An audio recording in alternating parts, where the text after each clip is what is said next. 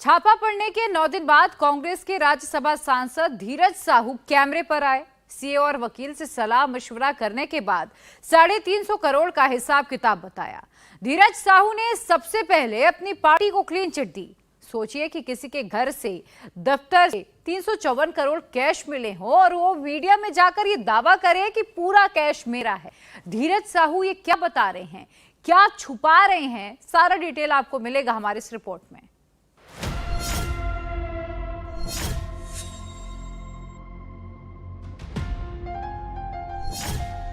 धीरज साहू के पास का नोट छापने की मशीन है। 5 साल पहले साहू के पास 34 करोड़ की संपत्ति थी। 5 साल बाद 354 करोड़ की नकदी कैसे जमा कर ली।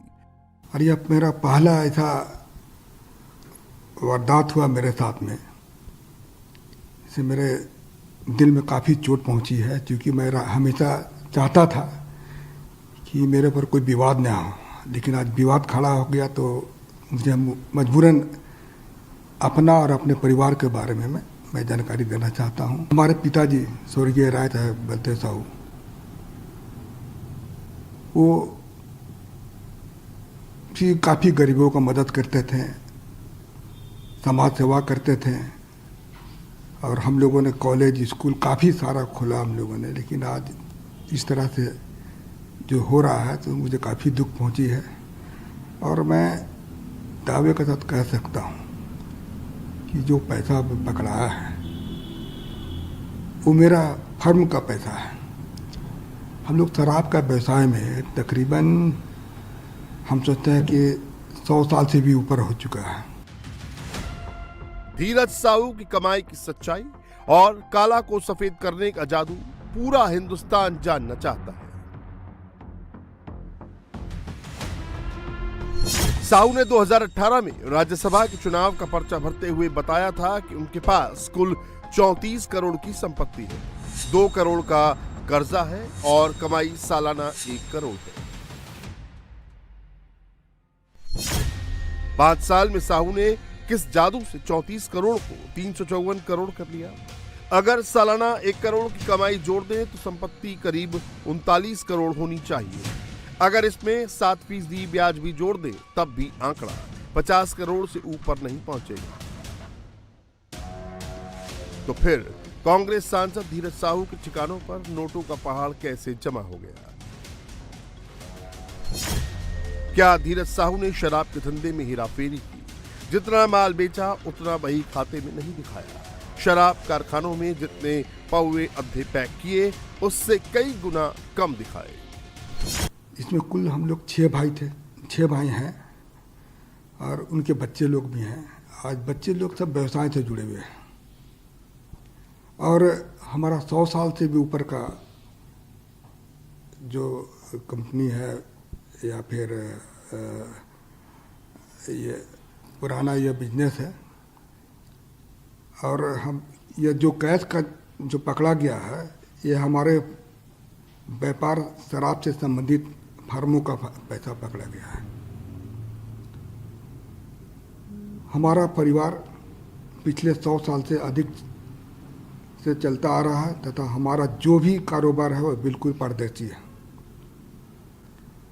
आपकी जानकारी के लिए मैं बता दूं कि जो कैश पकड़ा गया है वो शराब बिक्री का पैसा है, क्योंकि शराब व्यापार में सारा सेल कैश से होता है।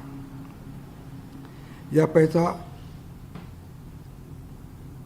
सेल कलेक्शन था।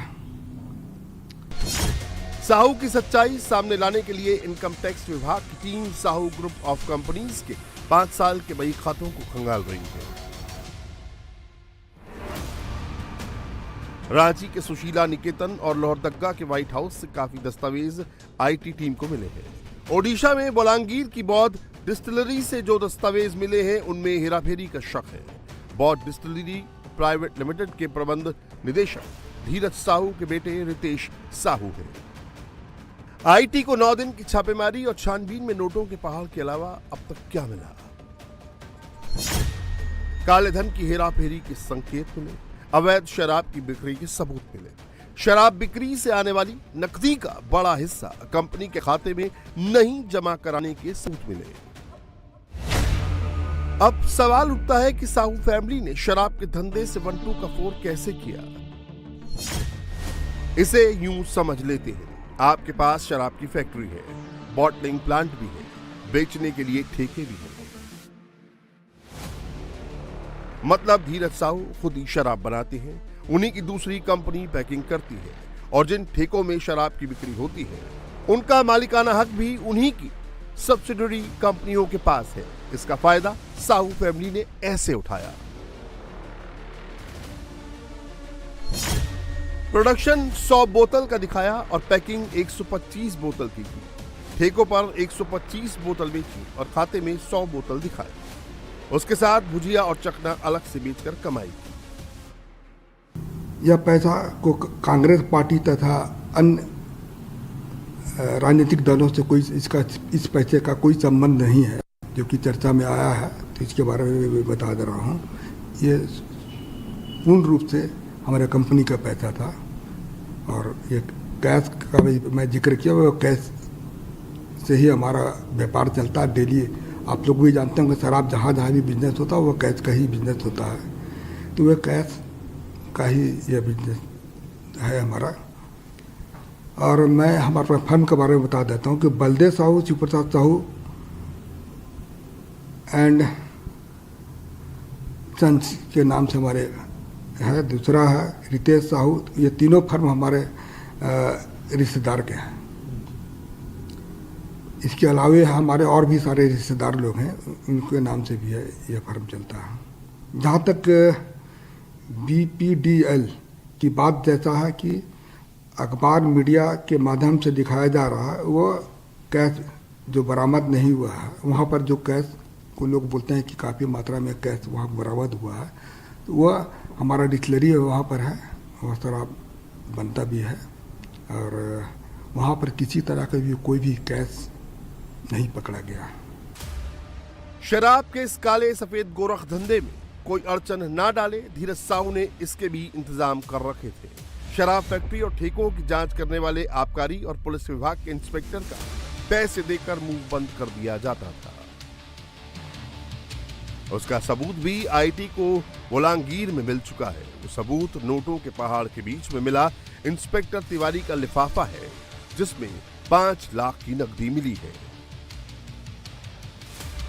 धीरज साहू ने ऐसे कितने इंस्पेक्टरों को अपनी पगार पर रखा था? इस पूरे नेक्सस का पता लगाने के लिए बीजेपी सीबीआई जांच की मांग कर रही है। धीरज साहू ने पूरे झारखंड को लूटखंड बना दिया और लूटखंड बना करके सारे पैसे को कहिए कि अपने उपयोग में लाने के लिए कर दिया, अपने परिवार को लाने के लिए अपना पैसा ये ले लिया है। इन पर सीबीआई जांच होनी चाहिए और इनके आंसू ये गिरफ्तारी होनी चाहिए। अब आईटी के सामने सबसे बड़ा सवाल यह है कि धीरज साहू ने काली कमाई को सफेद कैसे किया। आईटी को आशंका है कि साहू ने शराब की काली कमाई को गोल्ड में खपाकर वाइट किया। रांची में उनके रेडियम रोड वाले आलीशान बंगले में सोने की सर्च के लिए 2 दिन जियो सर्विलांस सिस्टम से जांच की गई।